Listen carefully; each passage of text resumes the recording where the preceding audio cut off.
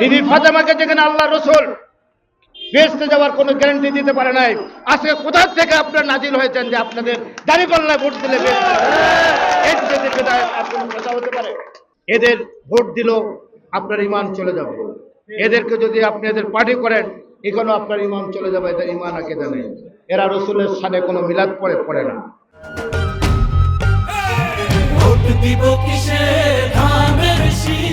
মতিউর রহমান নিজামী আলী হাসান মোজাই বেগম খালেদা জিয়ার পায়ের নিচে বসে থেকে সেদিন 4 দলীয় জোটে গিয়েছেন, মন্ত্রী হয়েছেন।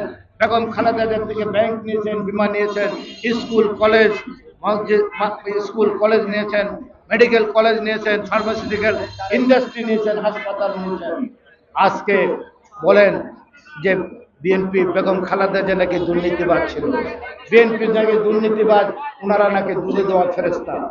আজকে সেদিন আপনারা কেন সেদিন বেগম খালেদা জিয়াকে বললেন না দুর্নীতি হচ্ছে, আমরা পদত্যাগ করলাম? সমস্ত হালুয়া রুটি খেয়ে দুর্নীতির ভাগ আপনারাই তো দুর্নীতি করেছেন। আপনারা ব্যাংক নিয়েছেন, বিমা নিয়েছেন, আপনারা ফার্মাসিউটিক্যাল ইন্ডাস্ট্রি নিয়েছেন, আপনারা হাসপাতাল নিয়েছেন, আপনারা মেডিকেল কলেজ নিয়েছেন, সব নিয়ে টাকা পয়সার মালিক হয়ে সুদের ব্যবসা করেন। ইসলামে সবচেয়ে বড় হারাম কি? আপনারা ব্যাংক ব্যবসা করেন, এটা সুদ না? আপনারা জীবন বিমাকে ইসলামে হালাল, জীবন বিমা ইসলামে হারাম। আপনারা জীবন বিমার ব্যবসা করেন, সুদের ব্যবসা করেন, জীবন বিমার ব্যবসা করেন, আর ইসলামের কথাবার্তা বলেন। একজন হাক্কানি আলেম কদিন আগে বলেছেন জামাত ইসলামকে, আপনারা ইসলাম শব্দটি কেটে দেন, কারণ ইসলামের কোনো আকীদা আপনাদের মধ্যে নাই। আকীদা আপনাদের মধ্যে নাই। আপনারা শুধু জামাত বাংলাদেশ লেখেন, এটা বলে আপনারা রাজনীতি করেন, মানুষকে ধোঁকা দেবেন না।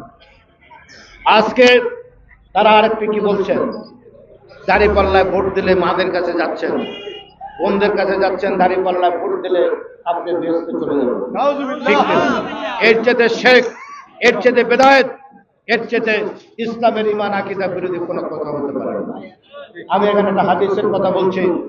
একদিন বিবি ফাতেমা রাসূলুল্লাহ সাল্লামকে হঠাৎ করে একটি প্রশ্ন করলেন, ইয়া রাসূলুল্লাহ, আমি কি বেহেশতে যাব? রসুল নিশ্চুপ হয়ে গেলেন।